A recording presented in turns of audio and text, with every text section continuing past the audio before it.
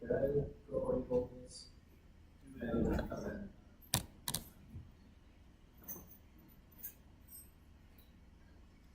I just saw that skeletal muscle is the only long-term muscle. Just know what they look like as well. They like to give two images that look closely together. So for skeletal, it's going to be dense regular connective tissue. And then for smooth muscle, it's going to be, I think that's irregular connective tissue and smooth muscle. And that one's kind of hard to tell, but the way to tell the difference between smooth muscle and dense irregular is that smooth muscle, you look at the nucleus and it'll be squiggly for smooth muscle. So for smooth muscle, you look at the nucleus and it'll be squiggly. There's a picture, I'll show it when it gets there. So make sure you know those two differentiations. And then for muscle, there's just different terminology for the organelles. So cytoplasm, sarcoplasm, the membrane is sarcolemma, and then the ER is sarcoplasmic reticulum.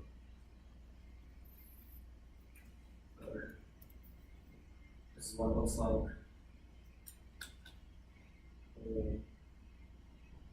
So skeletal muscle is multi-nucleated.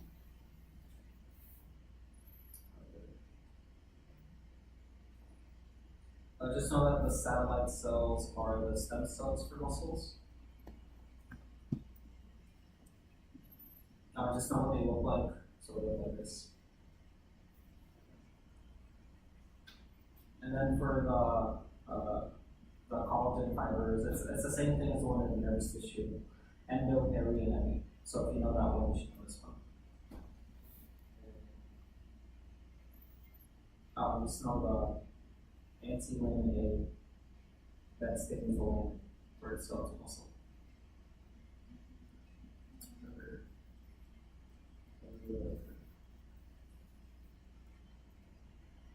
Just know that tendons, she likes to use this picture for the tendons.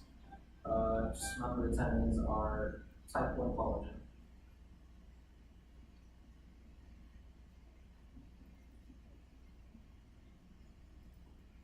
Okay, A bands are dark, I bands are light. You have to know that the Z disc holds the light bands, and Z disc holds the light bands.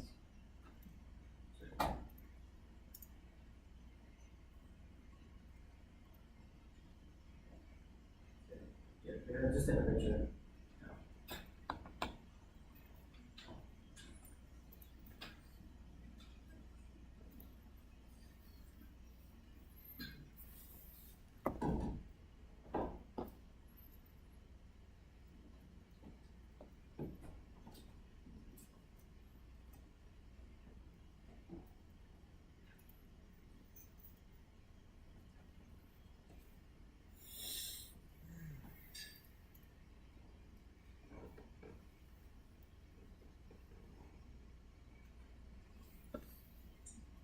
Okay, so you need to know that the triad contains one T tubule and two terminal cisternae.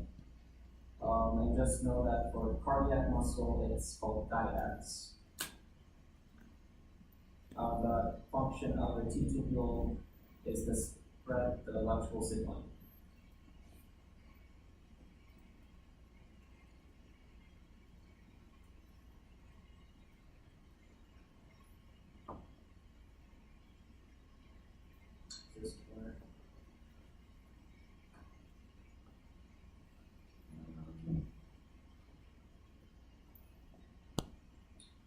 I'm just going to skip that. Okay, rigor mortis is caused by lack of ATP. And it's an inability to relax the myosin.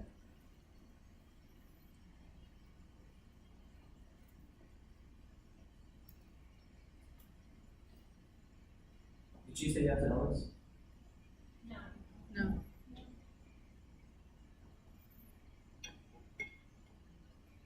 Okay, for cardiac muscle, you need to know that the interpolated disc contains the gap junctions.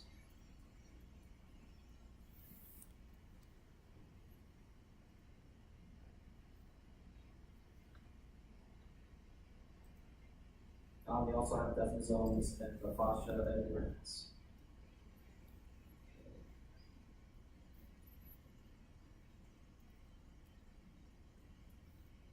The main source for cardiac muscle, the main source of energy is fatty acids. So if the main source of energy is fatty acids, that means it needs a lot of mitochondria to power ATP production.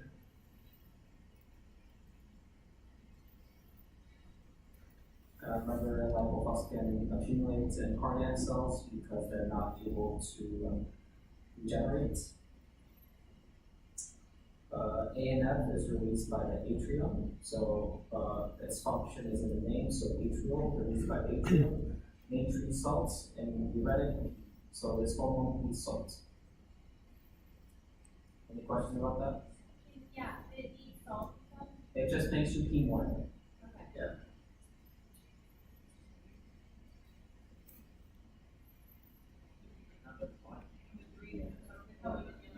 Don't worry about it.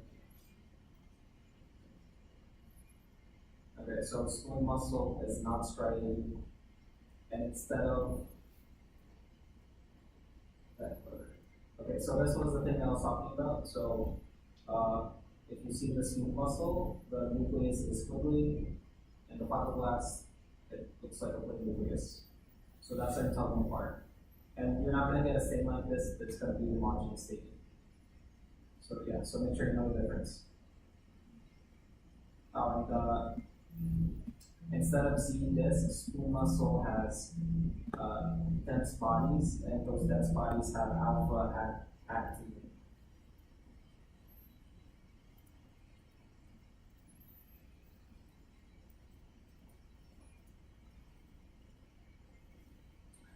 Instead of for smooth muscle, instead of T tubules, they have caveolae, and the caveolae causes influx of calcium.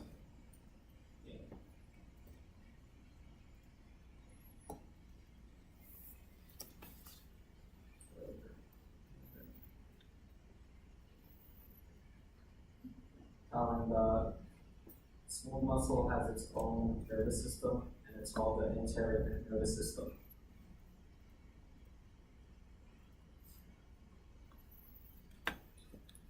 Okay, so for the types of smooth muscle contractions, it's in the name. So single unit, they all act as one, and multi-unit, they all act individually.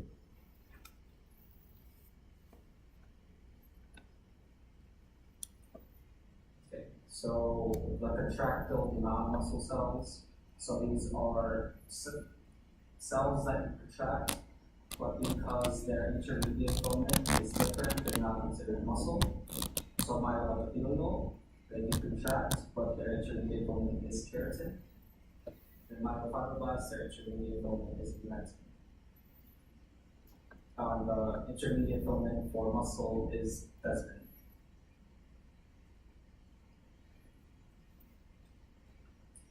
Satellite cells regenerate skeletal muscle.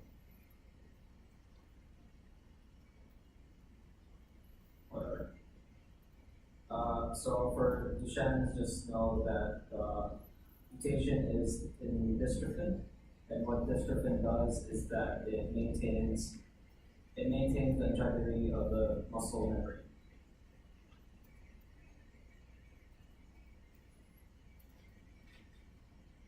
Cardiac muscles cannot regenerate. Yeah. Smooth muscle has the highest regeneration capacity.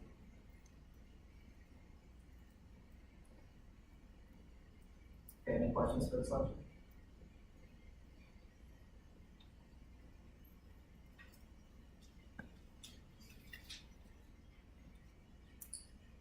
For epidemiology, I'm going to post up like questions that I did.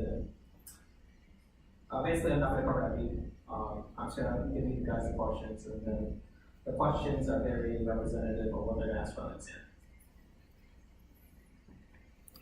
Can you send those? Yeah. When you post the questions, can you send them over? Okay. Thanks. And then if you don't have access to the Facebook page, just come here after and I'll email it to you.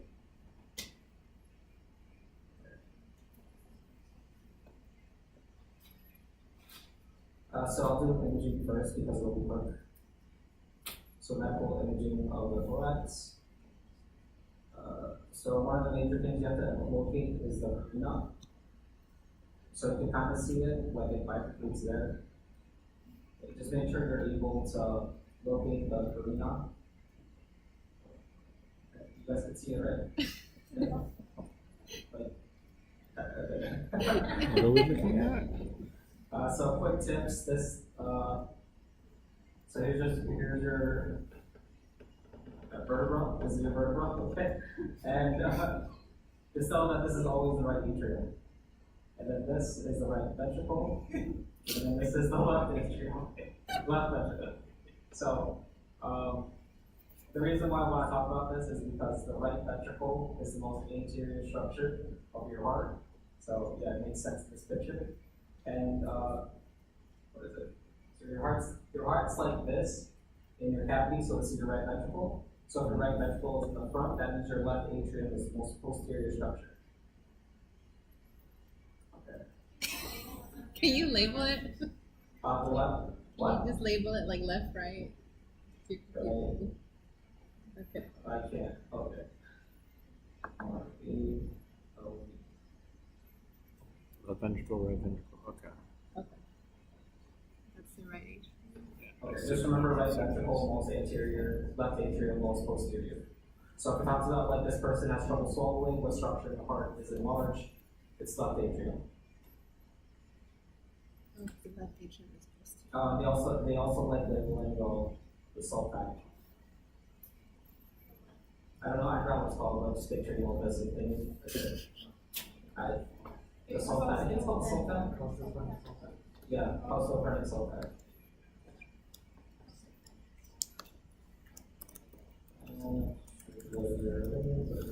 Yeah. Okay. Oh, they like labeling the scapula. So make sure you know that, like this line, that line right there is the scapula.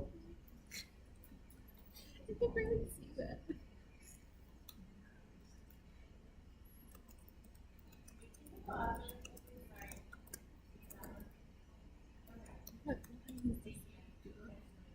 Okay.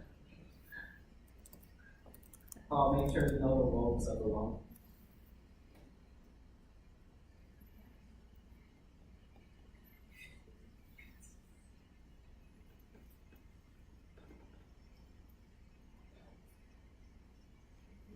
Okay, and then these pictures, this was asked on my practical, so yeah, okay, let's move on. And then the branches of the aorta. Okay. And then this picture too. So, yeah. Okay. And then this one, basically everything. Yeah.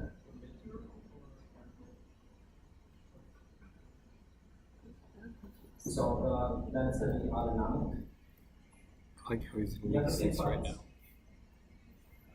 Okay, so the questions are going to be about the pathways you do in class. So just know those. Yeah, it's going to be the pathways you do in class. I think that's it. Okay, any questions about the subject? So just redraw the pathways. Oh, and then it's going to be something about What? sympathetic versus parasympathetic. It's straightforward. Okay, any questions about this?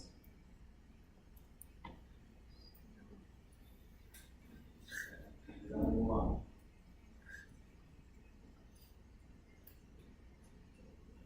Thoracic wall.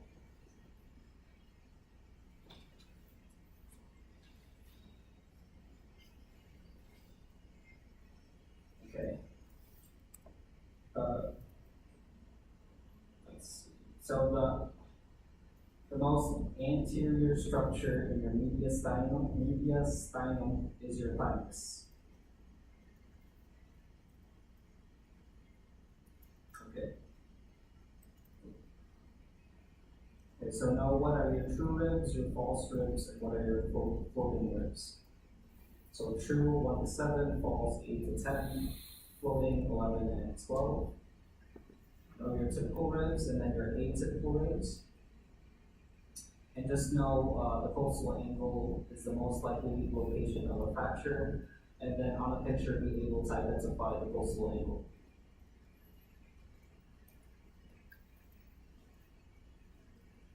And then here are your atypical ribs, 1, 2, 10, 2, and 12. Okay. So you need to know that the manubriosternal joint or the sternal angle articulates with the second rib, and this is, whatever this is, articulates with the seventh rib.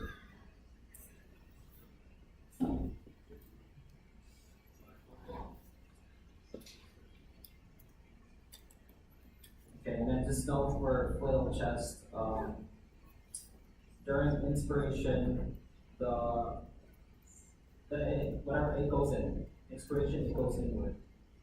When your chest is expanding, whatever is like broken goes in, so that's a flail chest. And then when you're breathing out, it goes out.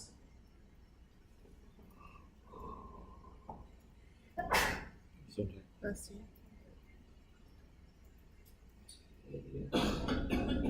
Okay, so just know what pectus excavatum and pectus carinatum are.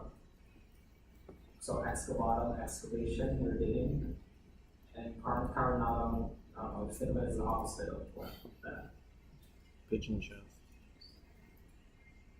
Okay, so if it talks about a guy having CPR, what structure is going to be damaged?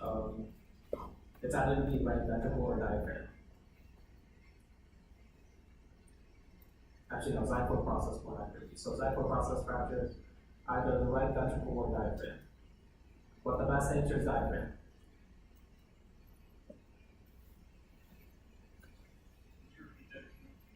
I think it talks about someone getting CPR, and then it damages the xiphoid process. What structure is going to be damaged? It's going to be the diaphragm, which is the best answer, and if they don't have that, it's the right ventricle. And remember, the seventh coastal cartilage articulates with the xiphoid process. Okay, and this is the coastal angle right there. What? Coastal angle. Okay, so rib dislocation and rib separation. So the sternum kind of looks like a penis, so rib dislocation, rib dick. Yeah, so instead of coastal chondral, it's sternal coastal, because the sternum looks like a dick. So rib dick, rib dislocation. And then rib separation is not that. Remember what it goes? Rib dick. Okay, so for the intercostal muscles, you need to know the order and then know where the nerves are in between. So the structures are in between the internal and innermost. And this is like the last layer, or this is the target layer for a nerve block. And then for the chest tube, chest drain, or rasosacthesis, you go past the innermost.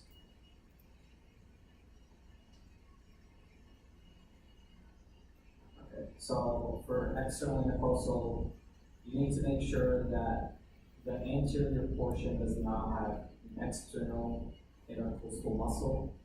It just has the intercostal membrane. And then for the internal intercostal, it doesn't have anything on the posterior side, it's just the membrane.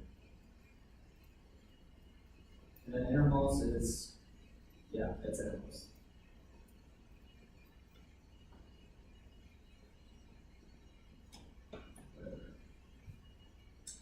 Okay. So the cartilages or the ribs that can go forward and backward are 2 to 6. Things that can go laterally are 7 to 10. And yeah.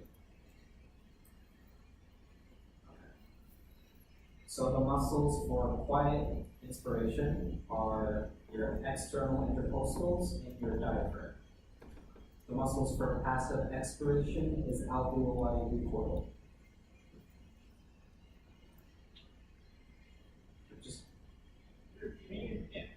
Yeah, so the muscles for passive inspiration are your external intercostals and diaphragm. But the main muscle is diaphragm. And then the muscles for passive expiration is alveoli recoil.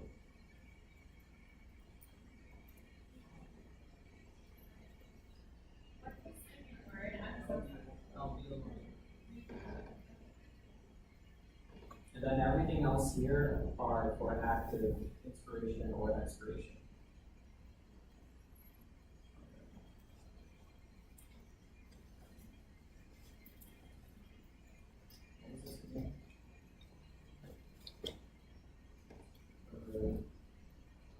Okay.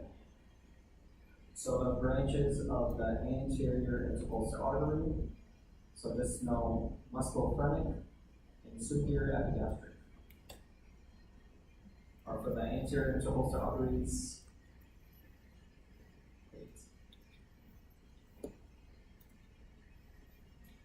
yeah. So the anterior intercostal arteries, they end at musculophrenic and superior epigastric artery. So just know that for now.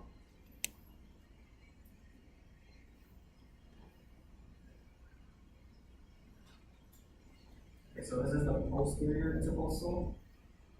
You need to know that 1 and 2 posterior gives off the supreme intercostal artery, and everything else is from the V7 aorta. And let's get that. Yeah, that's it. Alright, just know the innervations for each nerve. So, okay. Don't worry about that. So nerve block, it's the question will be like, do you want to do a nerve block on intercostal space 7, where we go, and the answers will be the rib numbers, and then the orientation of the needle. So if it's intercostal space 7, you go into rib 7 and 8, and you aim the needle at 8. Does that make sense?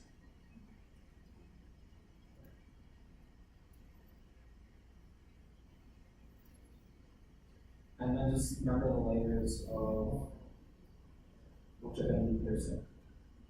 So just remember, nerve block stops in between the internal and innermost, and then thoracocentesis, chest tube and chest drain stops after the parietal pleura. Yeah, parietal pleura. All the bends. For thoracocentesis, it's right after the parietal pleura. Chest tube / chest drain is the visceral pleura.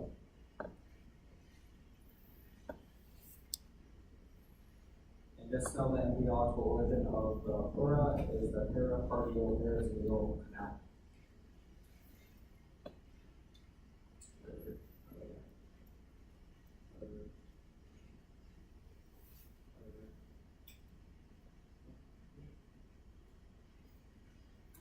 If you put the thoracic duct, you get a chylothorax.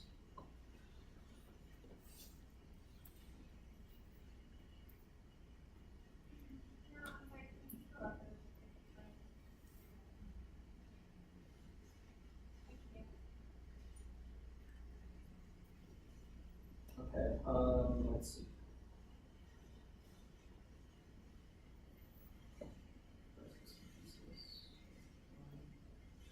Okay. So for thoracocentesis, just remember these numbers, 7, 9, and 10. So those are the magic numbers for first semester, because I have to remember the parasympathetic ganglia, the parasympathetic nerves are 7, 9, and 10. So for thoracocentesis, it's also 7, 9, and 10. If you're learning about quality factors and the magic numbers there are 7, 9, and 10. So just remember these numbers. So total tap is 7, 9, 10, 7 with clavicular, 9 with axillary, 10 paravertebral for thoracentesis. And just know that you do it on the left side because the right side has the liver.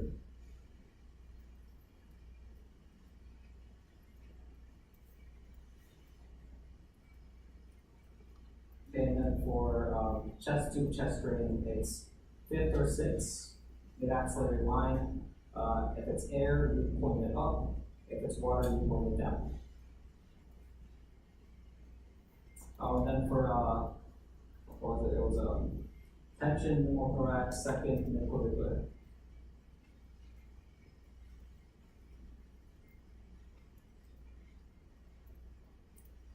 Just know that the phrenic nerve gives out innervation to your neck and shoulders.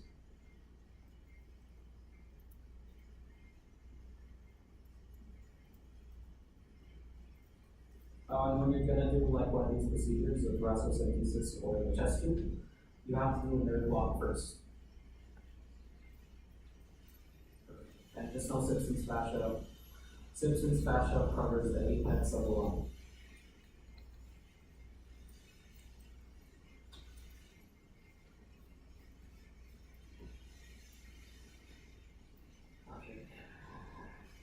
Lung anatomy.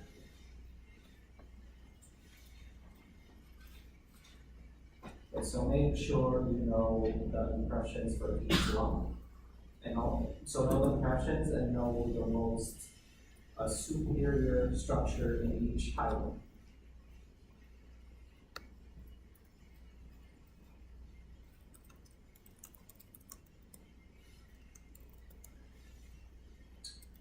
So the right lung, the highest structure, is the eparterial bronchus.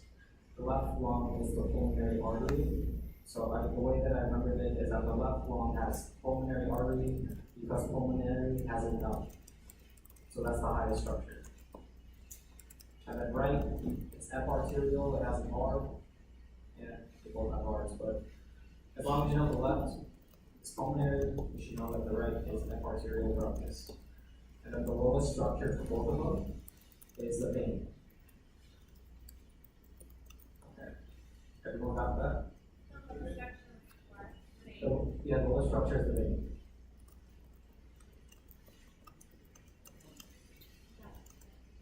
Okay, so the left lung is the little lung, and it also has the little lung.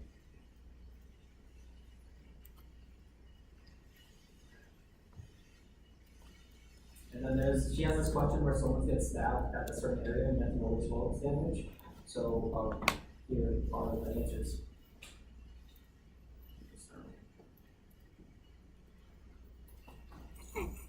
Superior left.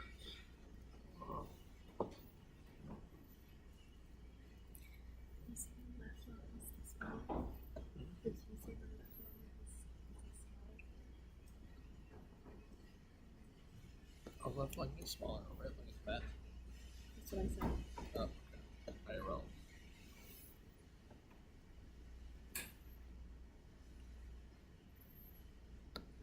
Okay, for percussion, if it's dull, it'll. That's not right.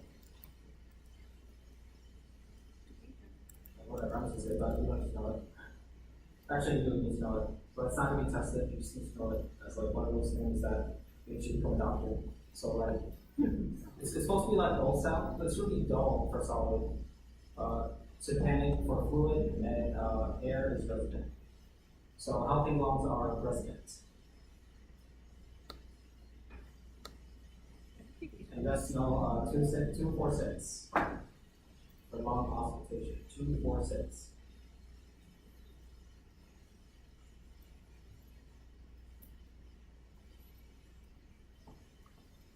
And she likes this for some reason, the triangle of auscultation. So just know what makes the order that.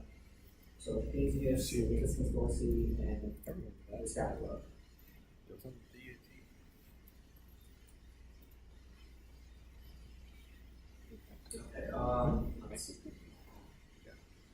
Really hard. So open pneumothorax, your trachea deviates towards the collapsed lung. Tension pneumothorax, so air could enter, but it can't get out, so more air builds up in this area, causing the trachea to shift away from the collapsed lung. Just know that tension pneumothorax is really the bad emergency one.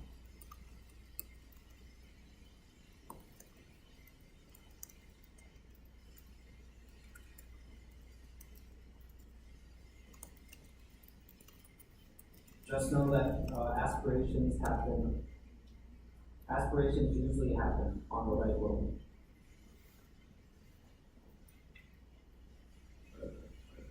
Okay, and just know where they be. So when you're sitting upright, it's posterior basal. If you're supine, it's superior center.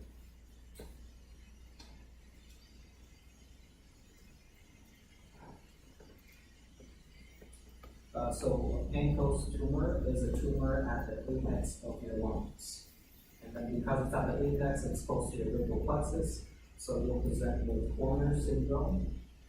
And just know what Horner syndrome is. So anhidrosis, meiosis, and oh my God, I forgot. Okay. Should I say that for now? So farina, just know that it's at T4, T5.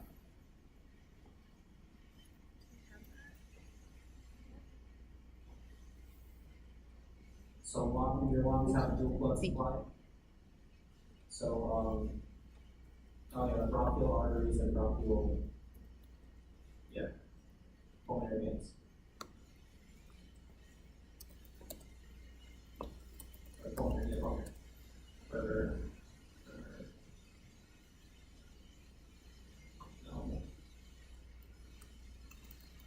Okay, so know this, you have to know this.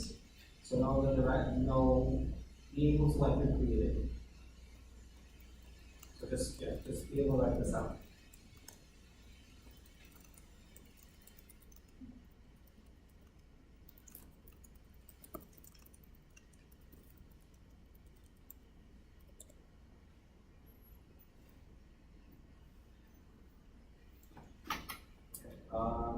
Just know that the lung bud starts the formation of the lungs, and the lung bud starts from the respiratory reticulum.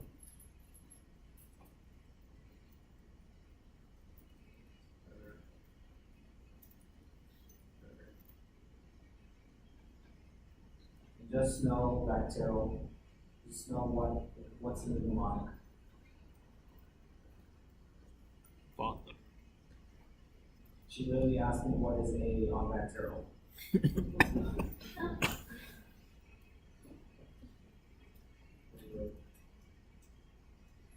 Okay, so splenic mesoderm is visceral pleura, somatic mesoderm is parietal pleura. And then just know the weeks for each of the stages. These are wrong, but just know these weeks for now.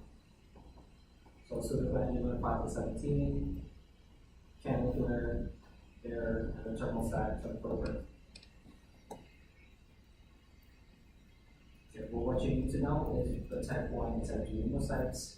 So type 1 pneumocytes, it's just there. Type 2 pneumocytes does everything. And just know that makes surfactant, and you need surfactant to breathe. So if a baby is born without surfactant, you'll get respiratory distress syndrome. And to treat respiratory distress syndrome, you give them surfactant.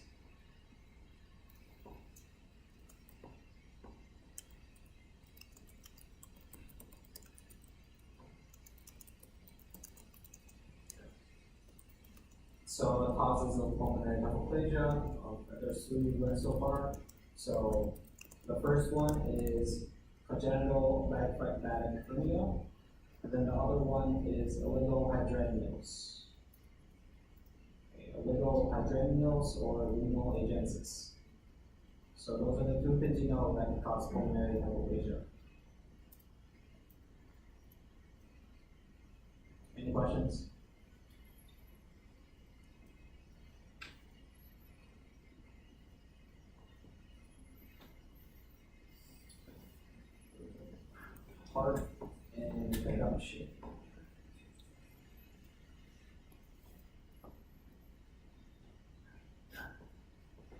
So you just need to know that the superior segment is its own thing. And just know that the anterior, middle, and posterior are separated from the superior. And just know that they're separated by the carina, or the sternal angle.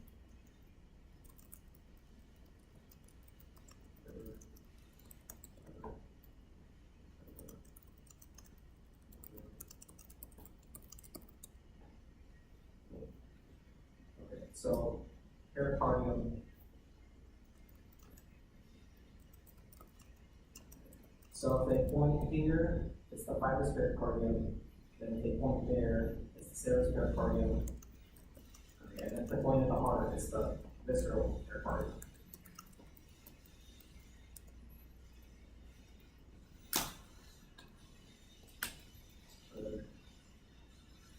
Okay, so you need to know that the phrenic nerve runs with the pericardial phrenic artery.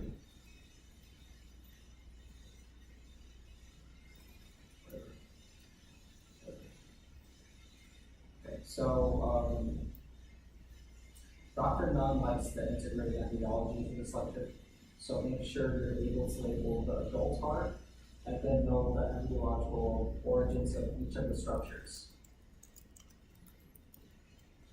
Okay. Now, and so for anything rough, it's going to be a primitive. Anything smooth, it's going to be coming from a vessel. And just know the special names for the muscles, so right atrium, it's pepinate for the rough part. Down there, I don't know, she likes the crista terminalis or something. Oh yeah, crista terminalis is inside the heart. Sulcus terminalis is outside the heart.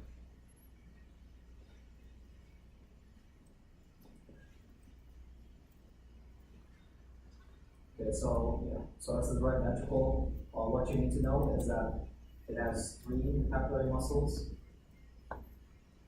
And just know that the septal, actually no, it's not that one. It's the posterior medial papillary muscle that is most likely to rupture, or because it only has one blood supply.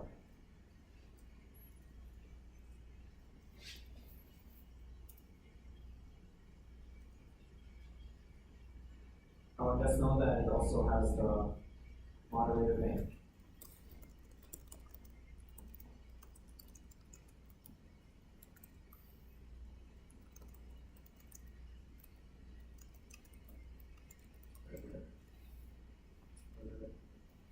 Oh, so for the aorta, you have to know that the first branches from the aorta are the coronary arteries.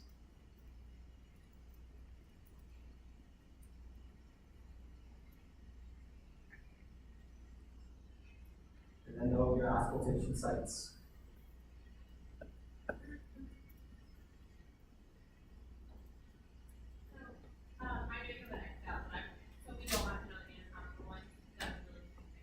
Yeah, just the auscultation sites. Okay. Yeah.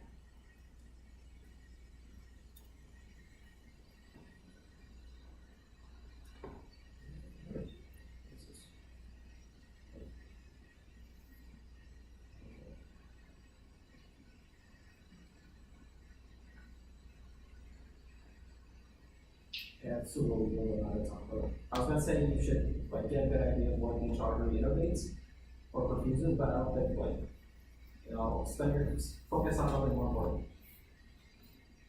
Okay, so to determine whether or not it's left coronary, normal, right coronary, right dominant, left dominant, or mixed, it depends on the location of where the posterior interventricular artery branches from. So if it's from the left coronary artery, it's left dominant. If it's from the right coronary artery, it's right sided. And if it's from both, it's co-dominant. Yeah.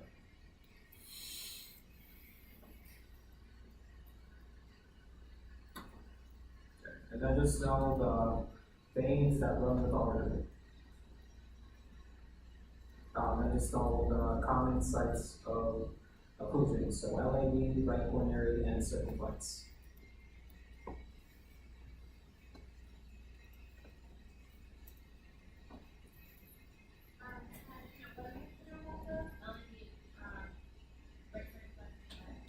These are the most common sites for occlusion.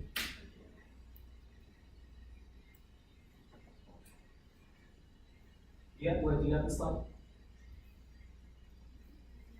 Okay.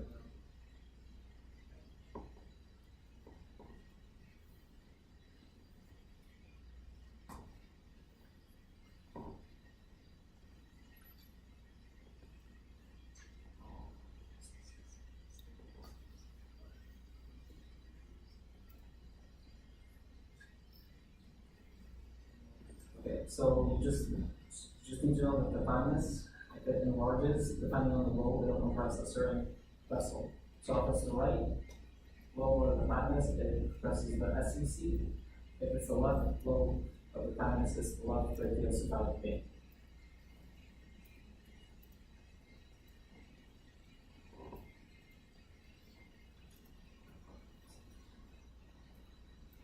Okay, so know these.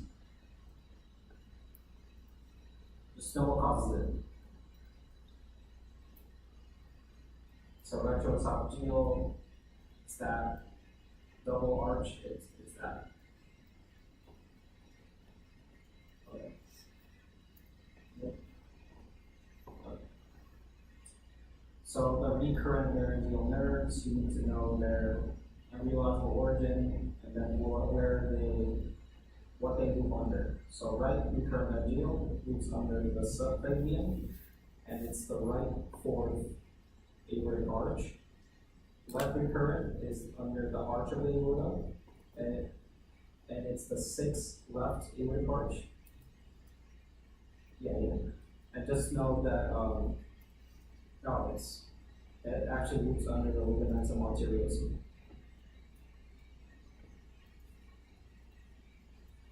So if only one nerve is damaged, it's hoarseness. If both your recurrents are damaged, you lose your voice.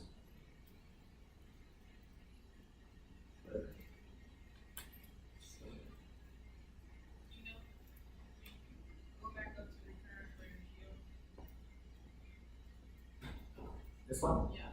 Can you repeat what the 4 and 6 mean? Yeah. So right recurrent laryngeal, it's the fourth right aortic arch. Left recurrent laryngeal is the sixth left aortic arch.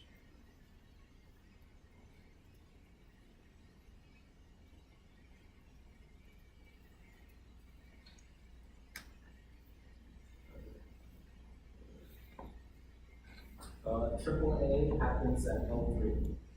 So abdominal aortic aneurysms, L3.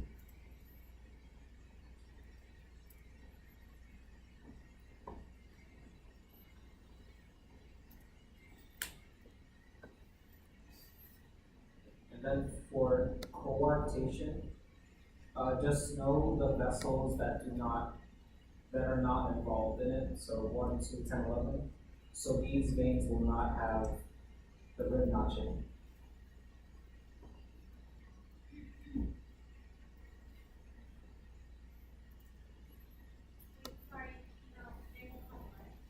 This is rib notching? Okay. Yeah.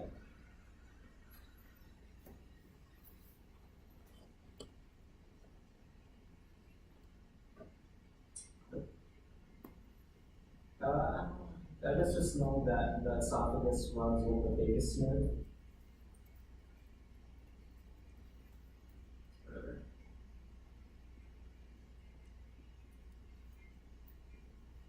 Okay. So you need to know that Charlie, whatever this is at L2.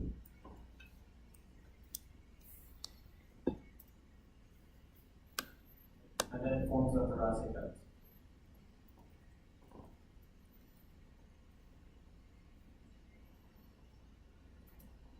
Do you have this slide? Yes. Okay, just know that this is a bad sign. That means this person had late stage stomach cancer. And it's only on the left side of the neck. Because your stomach's on the left side.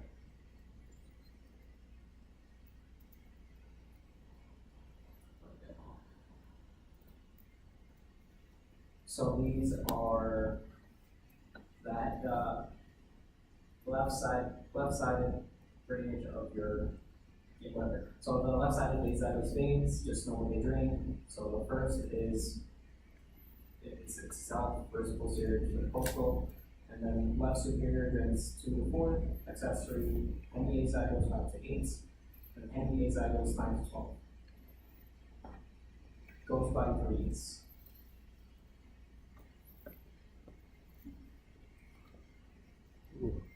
Just know what nerves innervate each area. Oh, these are sympathetic. These are sympathetic.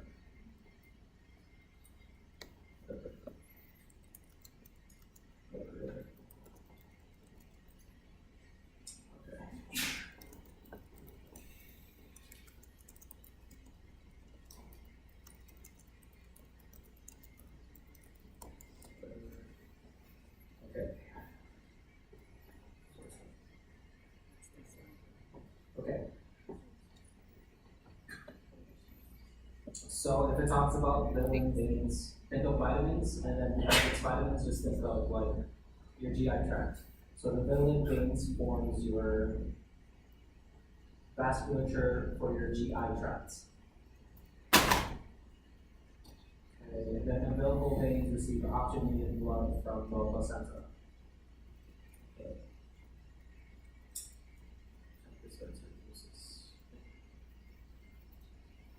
So make sure you know this picture, and then know what structures they form.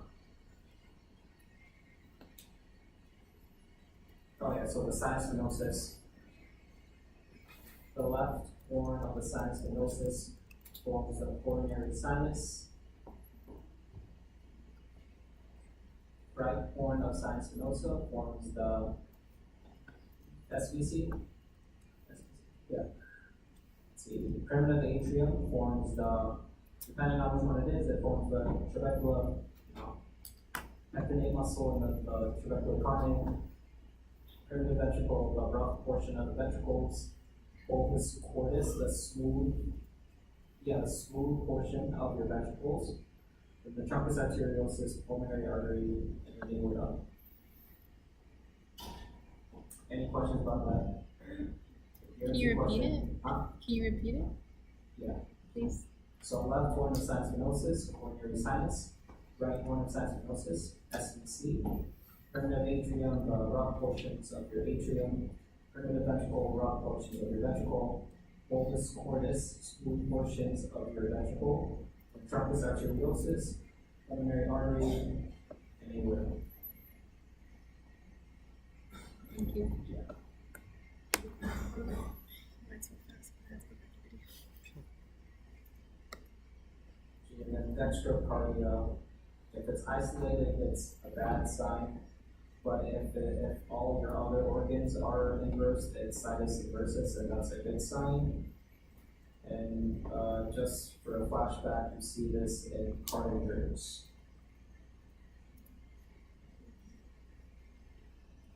Didn't really talk about this, just so we talk about that. We talked about that.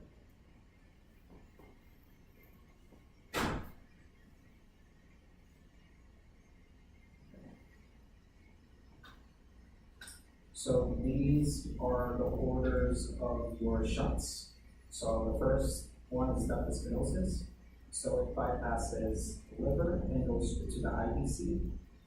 For the valve, it goes from your right atrium to your left atrium. The ductus arteriosus, it goes from your aorta to your pulmonary artery. Just know that the ductus venosus has the most the most amount of oxygen and nutrients. And you have 3 shunts in your body, or 3 shunts in the baby.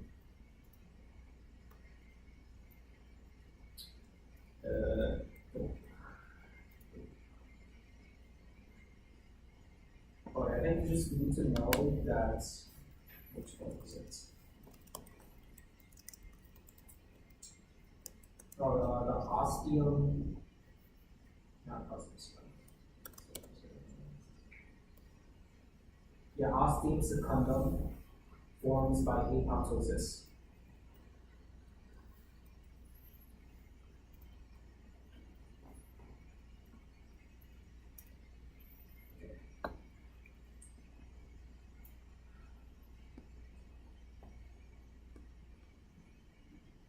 So your atrial septal defects. So probe hadn't written about, it's caused by tissue that's not able to fuse. And then the rest of these are tissue that's not able to form.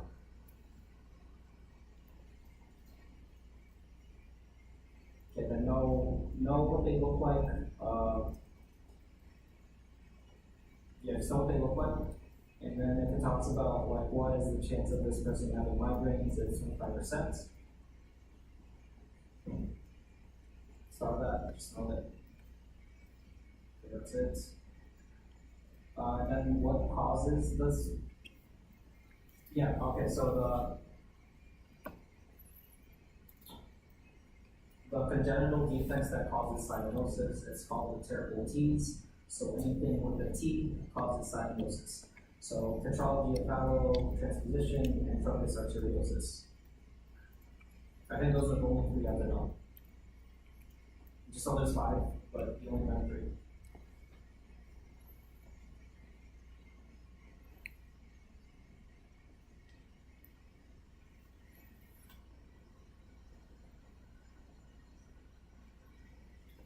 Okay, and then,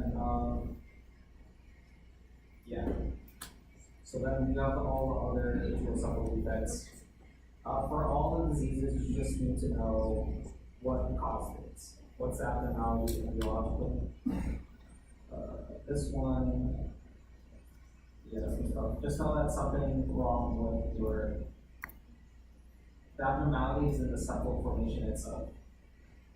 For ostium secundum defects, endocardial cushion defects, the problem is with your endocardial cushions.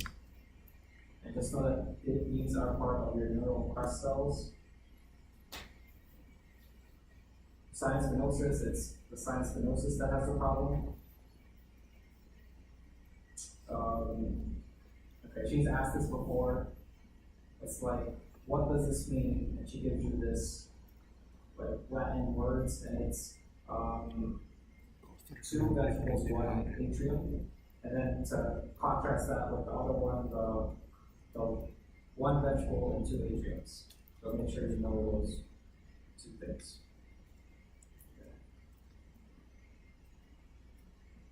Okay. Might you have anything else?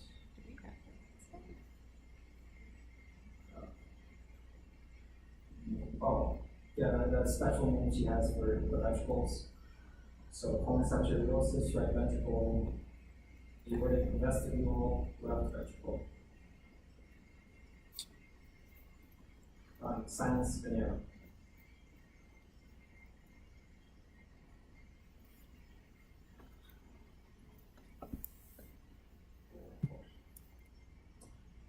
Okay, so the ventricle septal defects.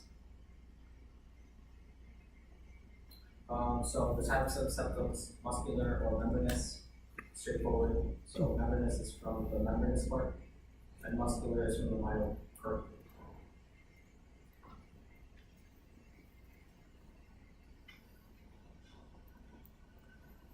So the membranous is made from your endocardial cushion.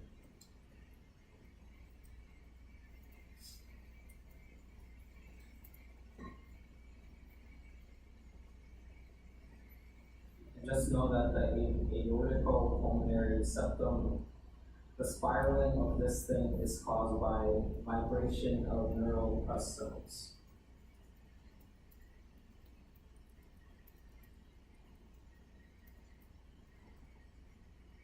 Okay, membranous ventral septal defects are the most common.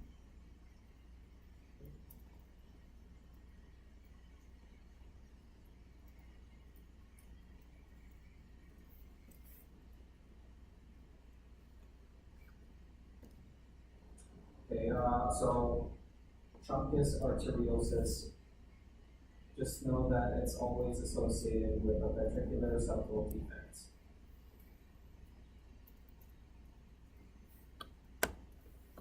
Transposition of great vessels, your aorta is on the right side, pulmonary artery is on the left side, and this is caused by a failure to spiral. So something's wrong with your neural crest cells.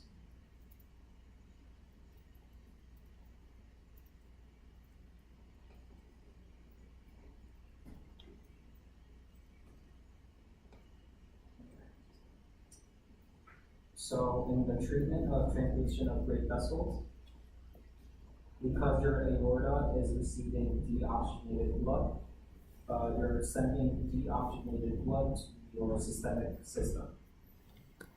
So that's bad. So that's why it causes cyanosis.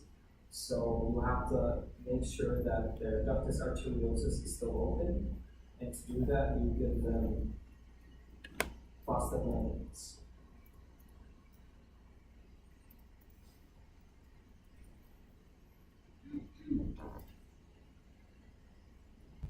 The tetralogy of Fallow in the mind for this is groove, so pulmonary artery stenosis for PR, overriding aorta for O, ventricular septal defect for E, and then right ventricular hypertrophy for R. So just remember the groove. This is the most common cyanotic condition.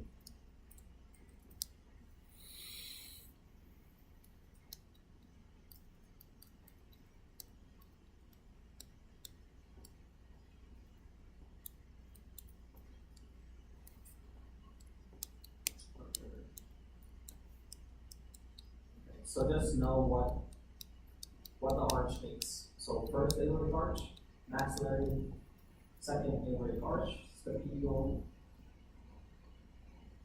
third aortic arch, your carotids, fourth aortic arch, arch of aorta, and right subclavian artery. And just remember, this is where your right recurrent laryngeal nerve loops under. Fifth aortic arch doesn't form anything. Sixth aortic arch, pulmonary artery, and ductus arteriosus. And then this is where your left recurrent laryngeal nerve loops under.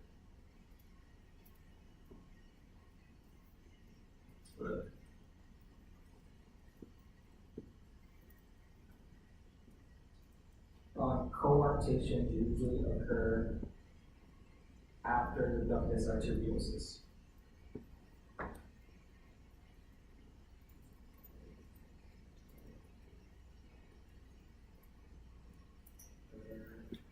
And I think this was the one they had to know about it. So double aortic arch, failure of the right dorsal aorta to regress cranial to T4. And if she's going to ask you this, she's going to mix it up. She's going to say failure of the left dorsal aorta, or failure of the right ventral aorta, or failure to regress caudal. So just know this word for word. So Midland arteries form your blood supply for your GI tract. And just know what they are. So celiac trunk, SMA, and IMA. Just know their levels as well. So T12 for celiac, SMA L1, IMA L3.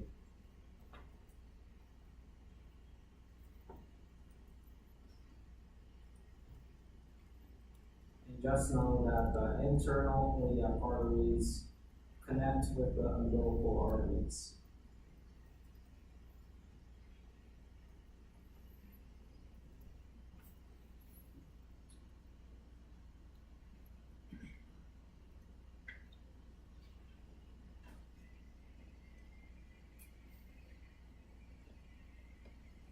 Okay, and then just know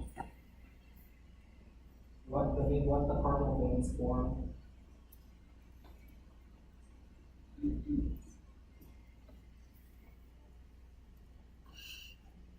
Actually, I think what's more important is the clinical correlates. So for the clinical correlates, just know what caused it. So no IVC, so your hepatic segment fails. Double IVC, it's this one, your left supracardinal vein persists. Double SVC, the small one that I won't talk about. And just know that for this one, your coronary sinus dilates.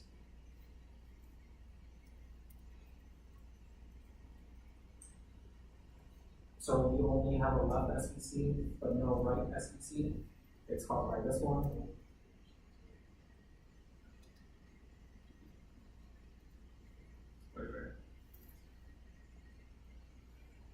So all your shunts close when you're born. Okay. So the PDA is when your ductus arteriosus remains open. And to close it, you give them aspirin. So remember, to keep it open, it's prostaglandins. To keep it closed, you give them aspirin.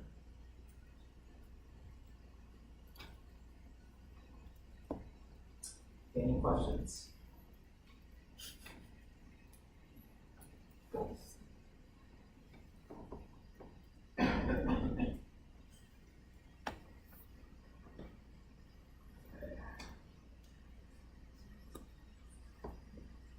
There's more. There's more.